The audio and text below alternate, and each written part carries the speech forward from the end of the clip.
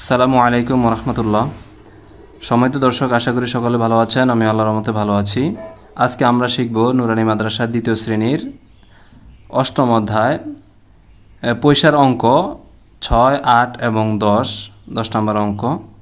এগুলো একটু কঠিন, আর এটা হচ্ছে নতুন বই, পরিবর্তনের কারণে অঙ্কটা পরিবর্তন আসছে এখানে। এই জন্য তুলনামূলক এই 3টা অঙ্ক একটু কঠিন, এই জন্য সেটা আমরা করে দেখাবো। স্টুডেন্ট যারা আছে দ্বিতীয় শ্রেণী, তারা তোমরা সুন্দর করে দেখে নিবে, সুন্দর করে সাজিয়ে গুছিয়ে আমি এখানে বলে দিয়েছি এবং লিখিয়ে দিয়েছি। এটা হচ্ছে অনুশীলনী অষ্টম অধ্যায়ের 8 নম্বর অঙ্ক। 12টি কলমের দাম 60 টাকা। আহমদ 12টি কলম কিনে দোকানদারকে একটি 100 টাকার নোট দিল। দোকানদার কত টাকা ফেরত দিবে?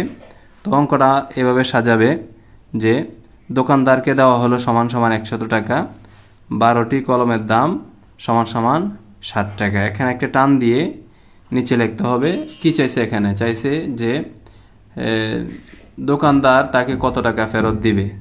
তো এখন আমরা লিখব যে দোকানদার ফেরত দিবে সমান সমান, আমরা 100 থেকে 60 বিয়োগ দিব, তাহলে আমাদের 40 বেরিয়ে যাবে। উত্তর 40 টাকা।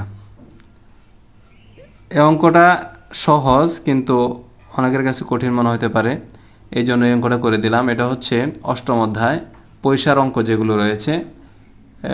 6 নম্বর অঙ্ক, 8 নম্বর অঙ্ক। 12টি কলমের দাম 60 টাকা।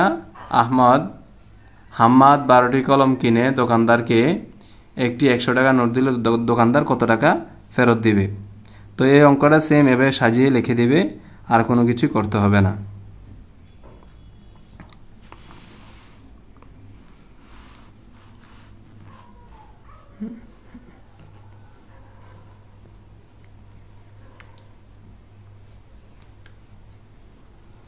তারপরে 10 নম্বর অঙ্ক হচ্ছে, 10 নম্বর অঙ্কটা সহজ। এটা আমরা মুখে মুখে উত্তর দিতে পারবো, এক কথায় আমরা উত্তর দিয়ে দিতে পারবো। আর এটা হচ্ছে এক কথার প্রশ্ন, হ্যাঁ।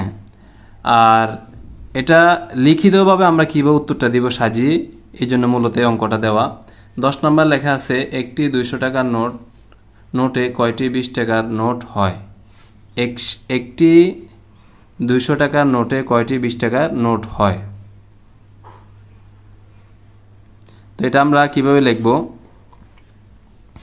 প্রথমে লিখতে হবে যে 20 টাকার নোট লাগবে সমান সমান 200 ভাগ 20। 200 ভাগ 20 দিয়ে আমরা ব্র্যাকেট দিয়ে এখানে টি দিয়ে দেব। 200কে আমরা 20 দিয়ে ভাগ দেব। 200কে 20 দিয়ে ভাগ দিলে দেখা যাবে এখানে আমাদের 10 আসবে, অর্থাৎ 10টি 20 টাকার নোট।